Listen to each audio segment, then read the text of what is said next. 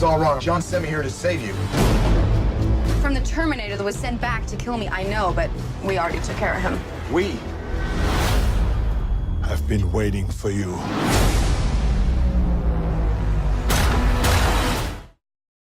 We've got a panel of critics, all from the Chicago Film Critics Association. To my right, if you guys want to introduce yourself? Sure. My name is Mark Dusick. I run MarkReviewsMovies.com and also contribute to RogerEbert.com. And by the way, Mark, I've been at this for 8 years. Mark's been at this for 15 years. Yep. That's true, yeah. Oh, thank you.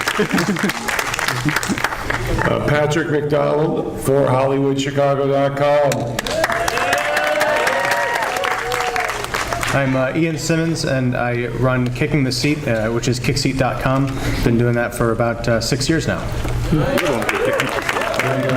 on the show as an editor of ChicagoFilm.com, I guess, about 13 years for me. 13 years. So to get this started, we have to, in order to, basically look at where we're at in 2015 with the Terminator franchise, we have to look at where it was in 1984. And that film was very much ahead of its time, and it made a lot of money, but actually made the least amount of money from all the different Terminator movies. But we're still here 31 years later talking about this franchise. It's been this many movies, it's in TV, it's been in video games, it's been everywhere. Why has this hit a nerve with society? Why are we here still talking about Terminator? I think when we talk about this kind of stuff, we probably all have a personal reaction to it, especially if we saw the first film in 1984, which I remember doing on a Monday evening after the opening weekend.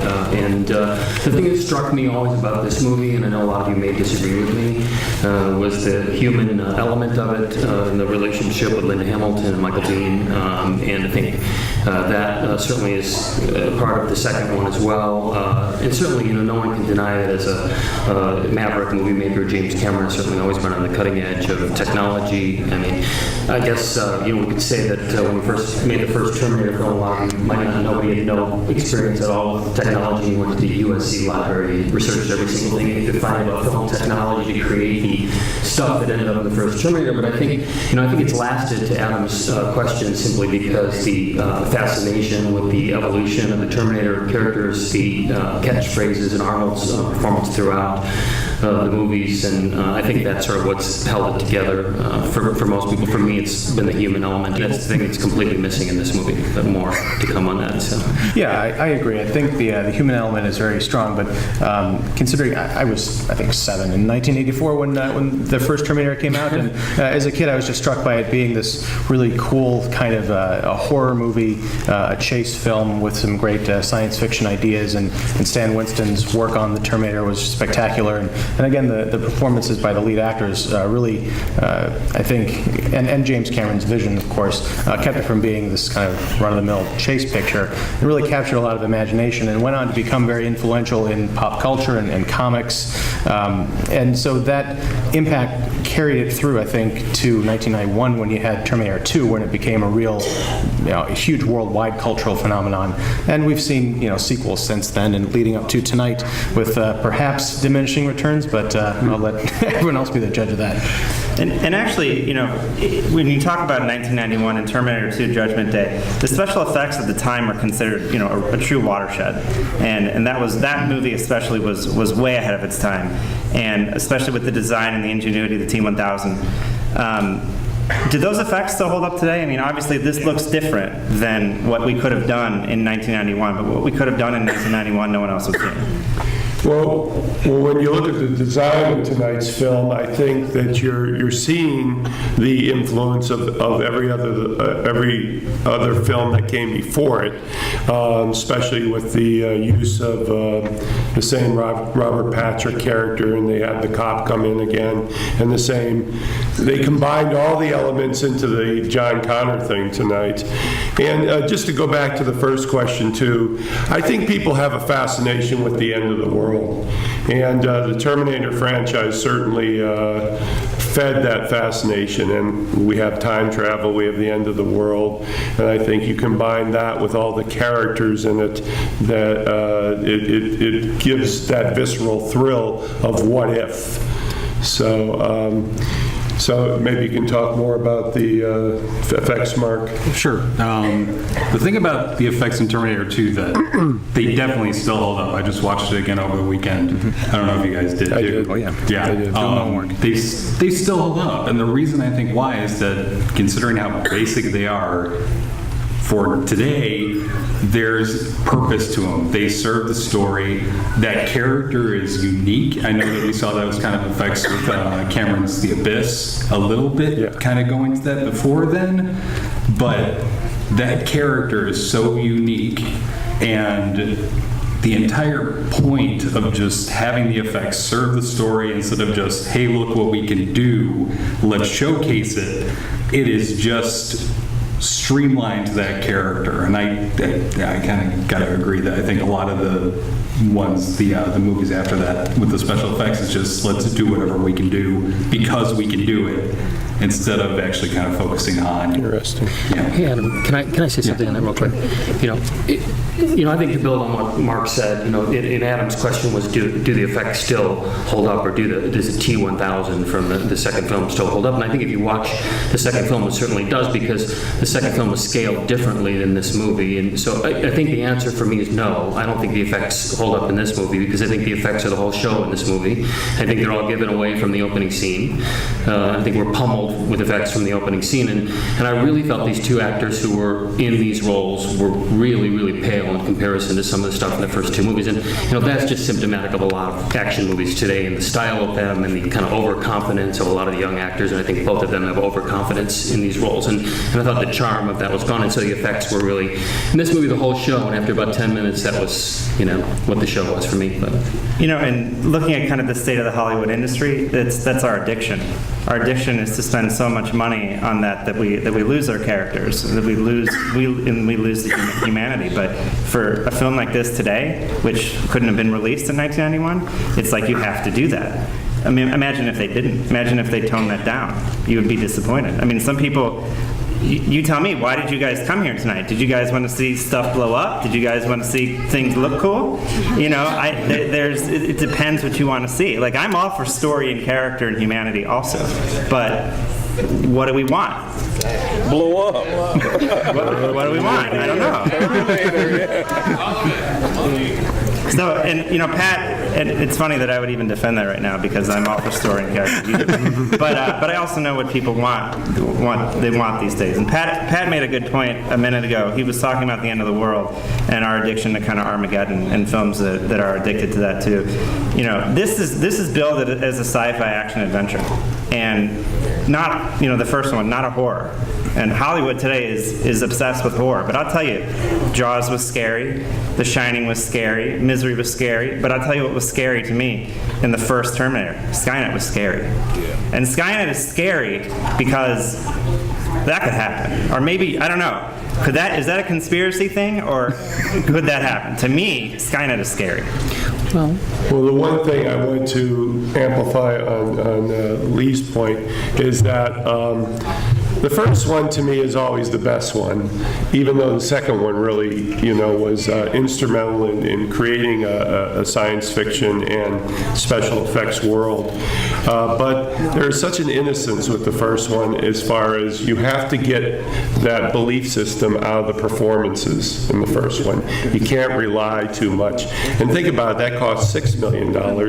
And then we fast forward to 1991, $94 million, which was unprecedented at the time, and that was mostly the effects. But for all the CGI in that, I think they only used about 6 or 7 minutes, and the rest of it was puppetry and regular special effects. So, anything to... I think you had a... Well, I was just going to say, for me, I can't emphasize enough how disheartening it is to see, and I know everybody's going to disagree with me, but I guess because we see so much of this stuff over and over and over again, and we sit in a little room down Lake Street and, we see these movies movies back to back a lot of times that the special effects for us after a while just become deadening in a sense. And if we look at all the films this summer, we look at The Avengers, which was first out of the gate. We look at San Andreas. We look at Mad Max, which to me is the pinnacle. It's the best one this summer.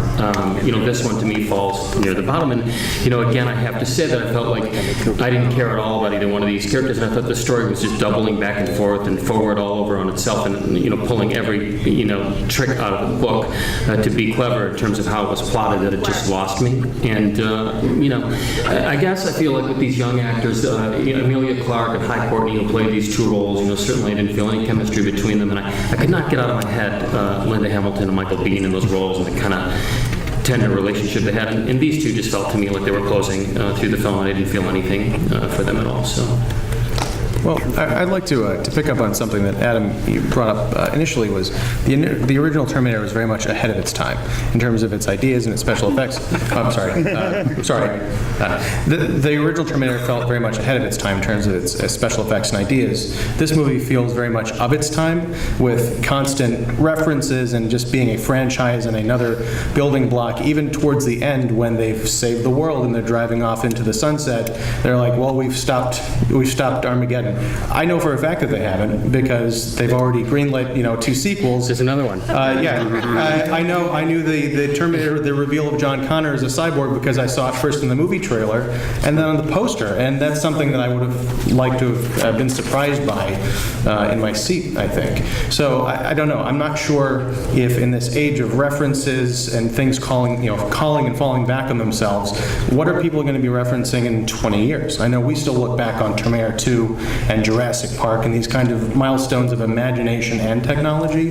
Right now we're just stuck in this era where we're referencing those things and not coming up with something original, except for, I think Mad Max is a great example of something that is a franchise that, perhaps people have forgotten about, but you're building on ideas and giving it a reason to exist. Something like Ex Machina, which hardly anyone has seen, but is a great example of modern science fiction, special effects, and ideas.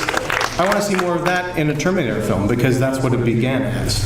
And Ian just referenced an important point about the fact that this film hasn't even opened yet, and Paramount has already greenlit 2 other movies in 2017 and 2018. And we got a question for you guys about that, and we'd like to give someone who's smart a T-shirt and some sunglasses and stuff for them. And if you guys don't know, I'll give you a hint. All right, here's the question.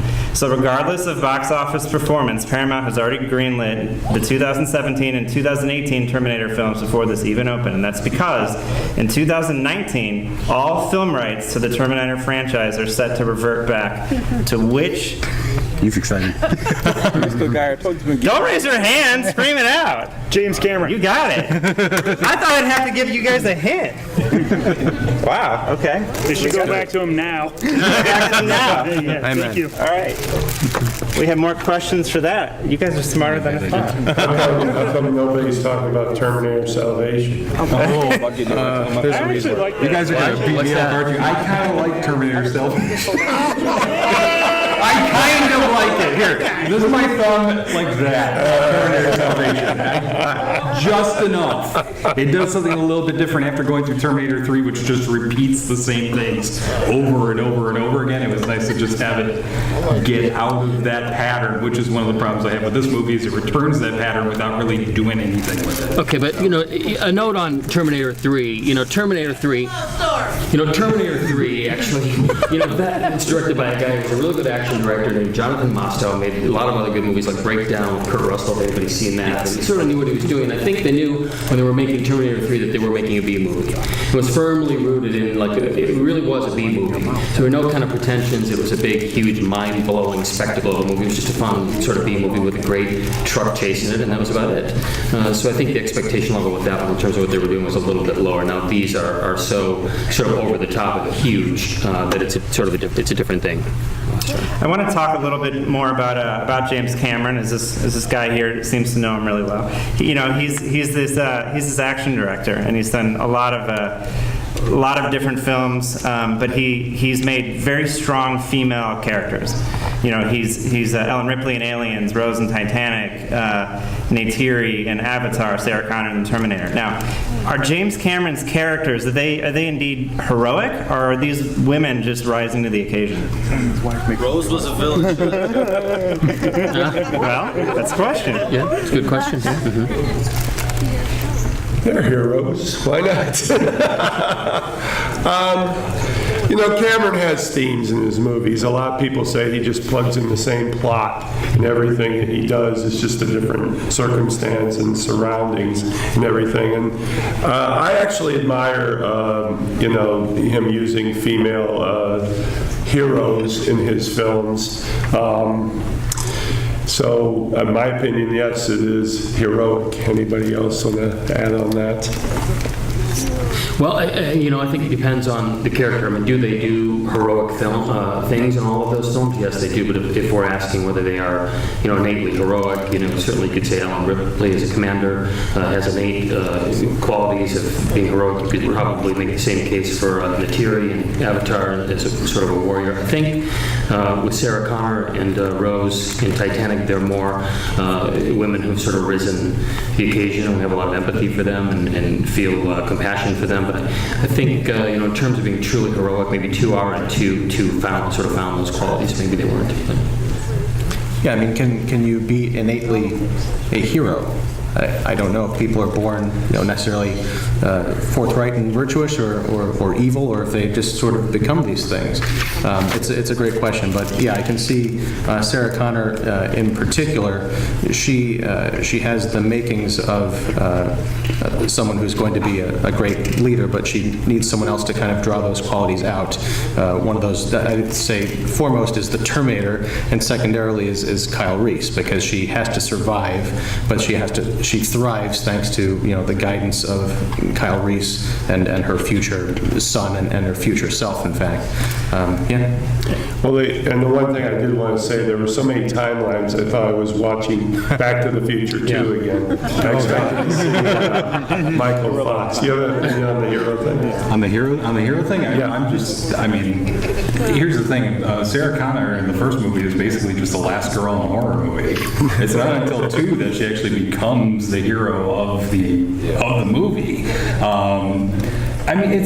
I think Emilia Clarke does a fine job. She kind of has this. She resembles Linda Hamilton enough that it worked enough for me. But I'm just happy to see. I know. I'm just happy to see more women take up the role of action heroes. I mean, we brought up Mad Max a couple of times already. Even here, as she doesn't let up. There's no dropping of that hero status in this movie. So it's just nice to see some females kicking ass. By the way, I just want to jump in. Here's your permission to check your phones in a theater, because in about 2 minutes, a bunch of you guys who entered should win. So let me know when those texts go off, if the computers work. But I do. If the computers work. I think everybody would agree that it's great to see females kind of kicking ass in the movie. I just think the thing is, you should hire the right actors to play the role. Scarlett Johansson in the Avengers, for example, that was convincing. Or in Lucy, that was convincing. This girl is, like 90 pounds, and she looks like a model the moment she opens up the door of the truck. And, I was listening when she says, "Come with me if you want to live," and the voice is so small. And, it just literally, to me, it's symptomatic of a lot of young actresses in the movie now who are in the movie because they've got a particular look. And, if you look back at Linda Hamilton, she wasn't particularly beautiful in The Terminator. She's a great-looking lady. She's done Beauty and the Beast before that as well. But, now it's so much about the look. And if you look at this guy, Jay, or is his name Jay or I think it's Jai. Jai. I got it wrong both ways. But if you look at this guy even through the movie too, it's a look. I mean, the two of them have their clothes off, for the first half of the movie over and over and over and over again. This is a woman who's supposed to be a great warrior, but she's got to strip down, and be seen 3 times in silhouette before she stands naked with this guy to go through this portal. And, that's sort of symptomatic of what we're talking about today when we talk about the fact that these guys are hired for their looks, and that's the way it is. So. We're talking a lot about Sarah, but let's shift a little bit to John. That was different for the series. John becomes your savior, and then he becomes your villain. And so what do you guys think about the twist there? I mean, I didn't see that coming. But before you answer that, let's ask a question. I wonder what's in the trailer. Maybe you won't know this one. Okay. See if we'll stump you. All right, so Jason Clarke obviously was the role of John Connor, but instead of Jason Clarke, who was the first choice for John Connor? You know it, really? Yeah, no, that's Hardy. Yeah, okay, but you're right, but yes. Tom Hardy, and Tom Hardy is known as the voice of Bane. Bane. Okay, so, He is Bane. so whoever just said that Tom Hardy gets that one. All right, Ian, back to your question. I forgot what I was going to say. Okay, so we were talking about the twist of, Yes, of John Connor. John Connor, that was sort of a problem that I had with the movie. I was sort of in my own head because watching it, I knew that was coming, so I knew what to look for. And Jason Clarke does a fine job. I really like him as an actor, but there are subtle things, like when he's first going back through the time portal in the beginning, when Kyle is going back, all of the people around John Connor are sort of being blown back by the wind and putting their hands up, and he's very much very stoic. He's watching it happen, but before he gets grabbed. I guess this is before he becomes a Terminator, so even that doesn't really make sense. But I don't know. It was very strange because I knew the twist going in, so I couldn't settle into this being a big plot twist, a big reveal, because I knew it was going to happen. And that was, again, spoiled, I think, by the marketing, which was sort of disappointing. And hey guys, raise your hand if anyone's phone's just... You got 1, 2, 3, Ooh, I hear him. 4. So it worked. All right, there we go. Skynet works. Yeah. Skynet works. Well, we got his phone was too old to text, so some phones that worked, but we'll make sure you guys get your prize.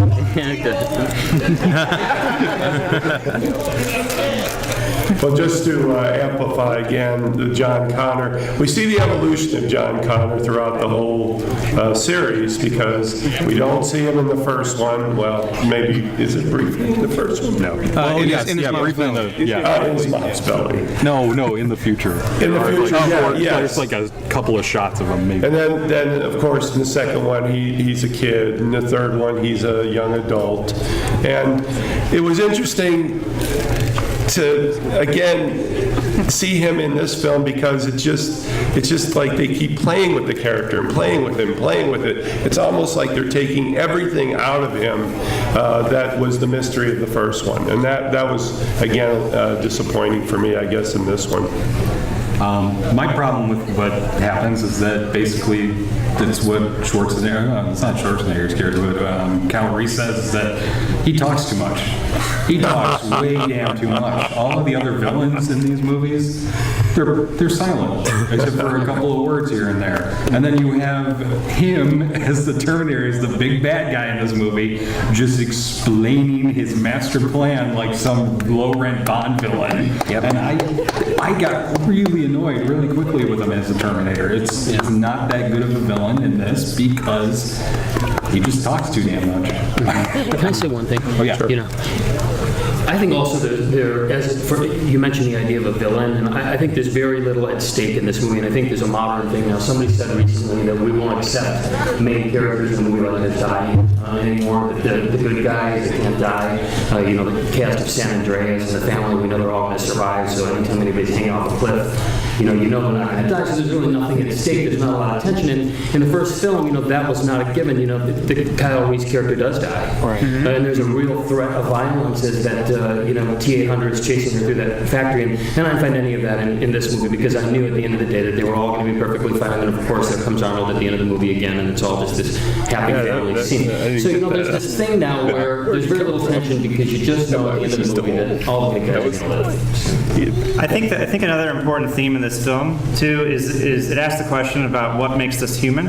And I think what's interesting with this film, and we've seen with a bunch of other films, we mentioned Ex Machina, it seems like advanced robotics want to be more human. I think back to Data from Star Trek Next Generation, and then humans want to be more advanced. So it's like always kind of getting what you don't have. But this film and films like it what does make us human? Oh, I just wanted to bring up, you just brought up the Schwarzenegger in this film. So apparently he ages because his skin ages over his exoskeleton, but then he appears again at the end and he's still old.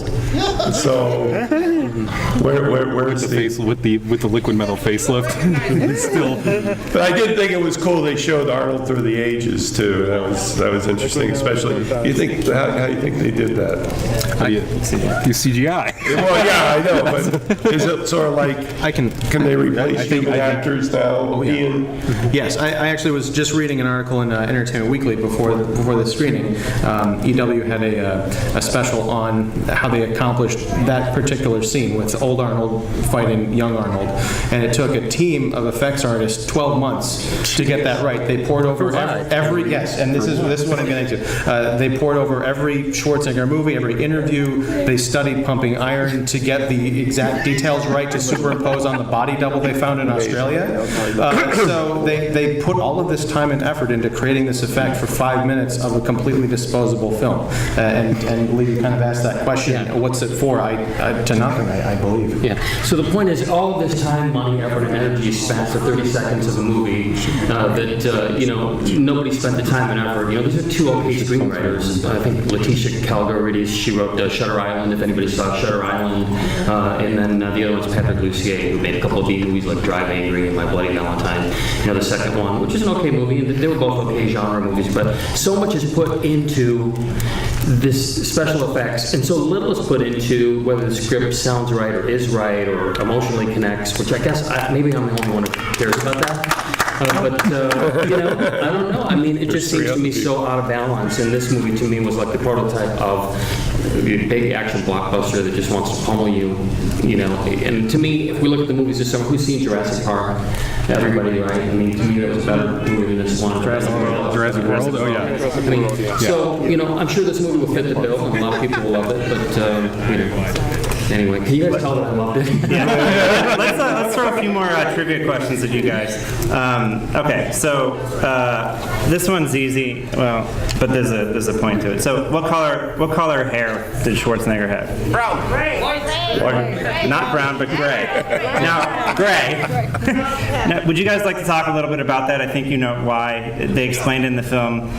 Was that just a convenient way to use a 67-year-old Arnold Schwarzenegger, or was that an actual intelligent part of the plot? Well, that's a characteristic of the Terminator movies. There's always a point where they're going to have to explain what's going on to you. Whether in the first movie it was in a speeding truck, or in this one where they have to explain that his skin does age, even though his insides do not. I wanted to ask, how many people really like this film? Because we're being like, okay, Vox Populi, there you go. Oh my God! Matt Smith. And here's another question. So we talked about the use of the gray hair and the aging the body and how that was written in. You guys have a job. Whose idea was that? What big time director decided to use the gray hair? Cameron. That's right. Not you this time. James Cameron. All right. Remember that one. I had him distracted. Yeah. This guy knows everything. Okay, so here's one that I don't know anyone in here might not know. Okay. So as you know, films might always have working titles. They have code names, right? Mm-hmm. What was this film's code name? Vista. How the hell? Yes. How do you? I had a hint prepared. Windows from 2007. Terminator Genisys was codenamed Vista. Oh yeah, it was. Nice. Why? Which the next question was, why was it called Vista? And actually, I don't have an answer for that, but the idea on set was that it came from Hasta La Vista. Okay, so, we'd mentioned Mad Max, and... You keep talking about Mad Max. Yeah, cool. No, I mentioned Mad Max because we all loved... If anyone didn't love Mad Max, just get off this band. Get off. Okay. We all love Mad Max, but I think what Mad Max did that was very special is it took a franchise from a long time ago, from the same director, and it redid it, and it wasn't disappointing. And we find films a lot, and we all say the same adage, oh, the first one was the best, or the second one was the best. Nothing compares to the original. Nothing compares to the book, kind of thing. And Mad Max was an exception. I think this panel feels that this one didn't accomplish that. But why can't films do that? Like, why are we so disappointed when they follow up and they come back later and they reboot? I really kind of think that it's just a symptom of trying to overcomplicate things, honestly, especially when you see something like this. The difference between Terminator and Terminator 2 is there's a lot when you think about it, but in terms of plot, there's very little difference. It's just they switch around who's the good guy and who's the bad guy. You throw in a really good villain, and you just do another chase movie with a little bit more action. That's it. It's still the same theme, the same basic format, and just enough variation that it keeps us interested. Then you get to this one, and it's just suddenly it's all about varying timelines and trying to explain all of that, and we need to get all of that in here, and it so overcomplicates itself that it's mush. I think that's the reason that a lot of people like Jurassic World is that it is just that simple. It's just, hey, here's a bunch of dinosaurs and they're going to eat people. That's what we expect. It gives us, new dinosaurs and it gives us new action sequences, but the basic format is still the same. And did you feel that this film tried to overcomplicate itself? Oh yeah, I think this one did, for sure. It's the plot is so convoluted. Well, I also think that modern movies get in the way of themselves. That it's when you create something by committee rather than an individual vision. When you think of Cameron's original vision, came to him in the dream. He followed through with it for $6 million, and there it is. But then you get up to the $90 million level, and you have a lot of special effects people, et cetera, et cetera, et cetera. So you get this creation by committee, and you do dilute things, and there's a point to it. When you talk about films that overcomplicate themselves, and I think that's because they want to have an interesting and complex story. Like I think to Christopher Nolan, who does it in Inception. Some people would see Inception and say that was a complicated movie, but it was a genius movie. So I mean, there's examples of overcomplication that work. I do, but I think Adam, to that point and the one before, I think the issue with these movies now is that there's a real lack of good directors in Hollywood who make these movies. So when this movie was made, you have James Cameron, you could have John McTiernan, who was the Hunt for Red October. There are a lot of go-to directors who were the hands-on action directors who knew how to deliver an action movie. This guy, Alan Thomas, who's made this movie, he has no track record of making action movies. I mean, yes, he made the Thor sequel, but I think more and more directors for hire who don't have the skills to make a movie like this are just randomly hired to do it, and the special effects team is really put in charge of directing the movie. Certainly they're building all those sequences. So I think, it's a directorial vision is what makes the first one and sometimes the second one, with Cameron in this case, really great, and the other ones just sort of trickle down from there. And I think that's the case with a lot of directors today that we just do not have maybe the same level of directors we had 20 years ago making these types of movies. And we're talking a lot about Cameron, but this wasn't his movie. Why not? And is it that it wasn't him? Is that why you felt this way about this? I would say that, it does come down to directorial vision, and one of the reasons I think we're talking about Mad Max Fury Road is because it's George Miller, the guy who created this, 30-plus years ago, and is stuck with it. He's gone off to do other things. I mean, he directed Happy Feet, for crying out loud, right? So you've got that same guy who's very imaginative and wide-ranging in his visions, but they're very much singular visions that he's willing to see through. These projects, Pat used the phrase, I think, by committee, that very much feels like the way these things are being made now. It's brand recognition, it's, you know, audience gathering, opening weekend targeted. They don't care about making a classic, they care about making the month. They're making the box office for the year, you know, the biggest year in history. Well, you know, you've got the 3D prices, and you've got these movies that are overlong and then pulling people in. There's a new attraction every week. They're carnival rides. They're not made to be enduring. But don't you get excited when you know James Cameron has a movie coming out? You want to see it because it's a James Cameron movie. When you know Tarantino has a movie coming out, you want to see it because it's an event. It's a Tarantino movie, and there's so few of those directors. And to mention George Miller, you know, that's it. You know, Mad Max was made without a lot of computer-generated wizardry. There certainly was a little bit in there, but there was a lot of what they call practical effects and stunts, and just the artistic genius of a 70-year-old guy returning to something that he hadn't, you know, looked at in 30-some years. And so that was a statement from him, you know, but more and more they're just generic director for hire movies. And, you know, which one sells which? Is it the big brand that sells the director, or is it the big director that sells the big brand? A conundrum. I just wanted to make the point of, you know, especially everybody on this panel, we see a lot of films every year, and we see the directors emerge that are very, very creative, know how to tell a story, do something different with it, and then sometimes they step up to that level where they're doing the blockbuster, and everything that you loved about them is suddenly stripped away, and you wonder, well, when you get to that level, who is really in control? And I think that is one of the points I wanted to make. But anybody want to answer the conundrum question? Well, I just wanted to mention, you know, we're being a bit tough at this movie, but you know, what was your favorite part? There's a lot of good in this movie too. I'm sure it'll kill at the box office. But what did you guys love? Arnold. You loved Arnold. You loved Arnold, old and new. Yeah. What else? What did you guys love? I like the physics. I like the science in it. The science, very cool. Are you a Trekkie? Mm-hmm. A Star Wars? Okay. Yeah. The science of it. All right. What else? Different timelines. So you like the converging timelines? That was very good, and the fact that they made John a bad guy, and the fact that they did take it from the beginning to the end, showing why he became a bad guy. It was a good movie to me, and I'm from 1984 where I saw the original one. So for the fact that they brought him to the end, took him to the middle, and let us see where they were going. To me, it was a good movie. You guys are bashing it. You guys are not talking to us and asking us anything. That's what I'm doing right now. I'm asking what you guys love. The timelines, the science, Arnold. What else? What did you? Well, I'll tell you this. What was your favorite scene?